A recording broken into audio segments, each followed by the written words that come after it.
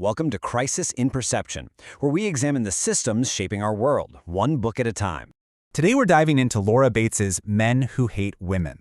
And this book makes a really powerful argument that the online abuse we tend to just brush off isn't random at all. It's actually part of a dangerous and very organized systemic ideology. So to really get what this book is saying, we first have to look at how we usually think about this kind of online hate. You know the stereotype, right? We tend to picture these guys as isolated, almost cartoon characters, harmless trolls in their parents' basement. You know, people we should probably pity more than fear. But is that really what's going on? Well, this is the book's core idea. It argues that we're not talking about a few sad, lonely people. We are looking at a huge interconnected network that works like a system, a pipeline that's literally designed to radicalize people. And there's a name for this process. It's a specific kind of extremism called gendered radicalization. It's essentially a deliberate process of indoctrinating people into a hateful way of thinking. So how on earth does a system like this actually work? Okay, let's pull back the curtain and break down the key parts of this whole system. It all really starts in this online world called the manosphere. Think of it like a whole ecosystem where these ideologies grow and fester. It connects all sorts of different groups, from incels to so-called pickup artists. So how do people get pulled in? Well, it often starts with something called grievance narratives. These are stories that tell men that their problems, with dating or work or just feeling left behind, they're not their fault. No, they're the result of a world that's rigged against them, in favor of women.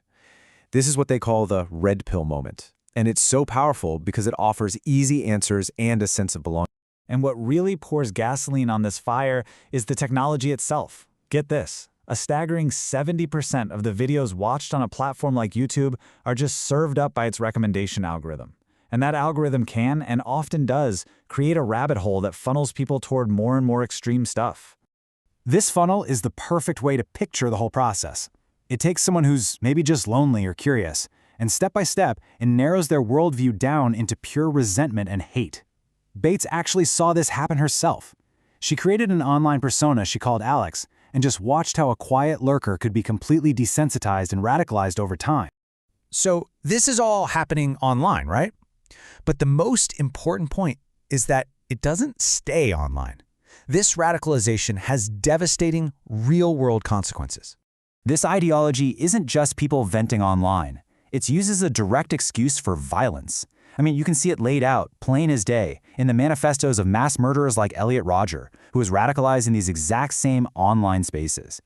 And his case is not an outlier. It connects to a truly terrifying pattern. Of 114 mass shootings in the U.S. between 1982 and 2019, 110 of them were carried out by men. And so many of those attackers had a known history of domestic violence or held these same misogynistic beliefs.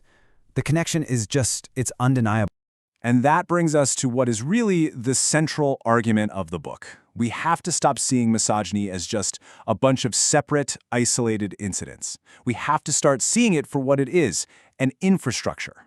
And once you see it that way, it fundamentally changes how we have to respond, both online and in the real world.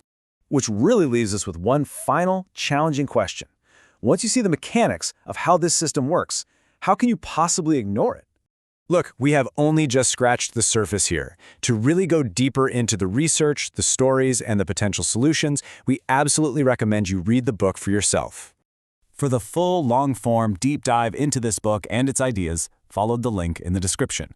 If you enjoy systems-level analysis like this, please subscribe and comment with books or topics you'd like us to explore next.